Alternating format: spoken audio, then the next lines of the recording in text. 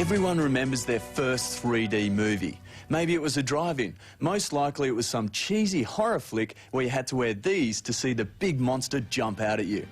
Sure, it was fun, but you wouldn't want to do it every time you saw a movie. What James Cameron is doing is something completely different.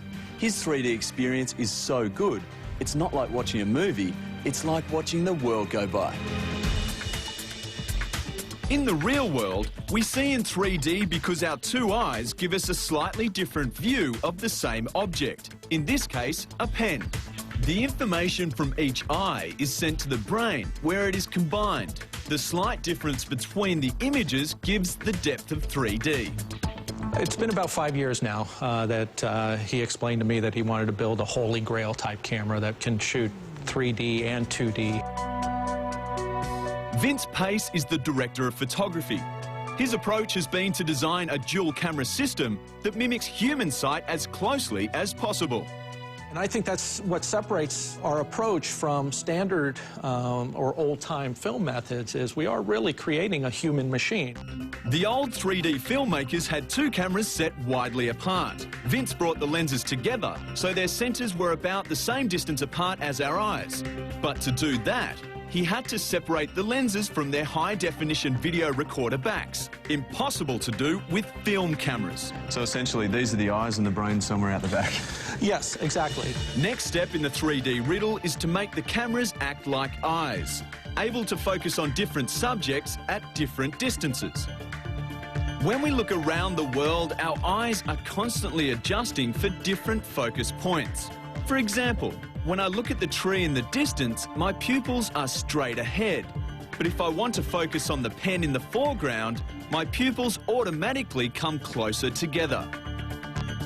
When I move towards camera, you can see the angle of the lenses changing, just as our eyes do as we go from looking at something in the distance to something up close. This means when the images from the two cameras are overlaid to create 3D, our eyes don't need to compensate for any errors in convergence. And that leaves your brain free to enjoy the movie. You should be embracing the storyline and the experience. And if you're trying to correct with your brain my mistakes, then it's an uncomfortable viewing experience for you. So that's the theory, but what does new generation 3D really look like? I'm at James Cameron's private screening room, and I'm about to watch the new 3D for the very first time. I'm very excited because this is meant to be phenomenal. The only downside is we're not able to show you what it's really like. That's because you're watching me on 2D technology. It's sort of like trying to explain colour picture on a black and white TV. But I'm going to give it a go anyway, because for all you moviegoers out there, this is going to change the way you experience the cinema.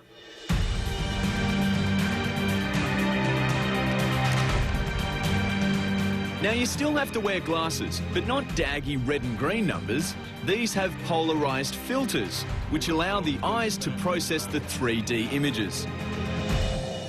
This is amazing. Look at this. This is like the ugliest fish in the world. It feels like I'm in there. Oh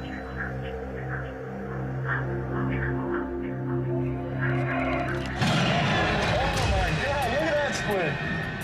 Here we go, and 3, 2, 1. New digital cinemas are now opening up worldwide in readiness for the new wave of 3D movies. James Cameron's first 3D feature film is due to be released mid-2007. The subject of the movie is still under wraps, but bet your life it will take cinema beyond tomorrow. This could be like a little glimpse back in time. Yeah, a couple billion years ago.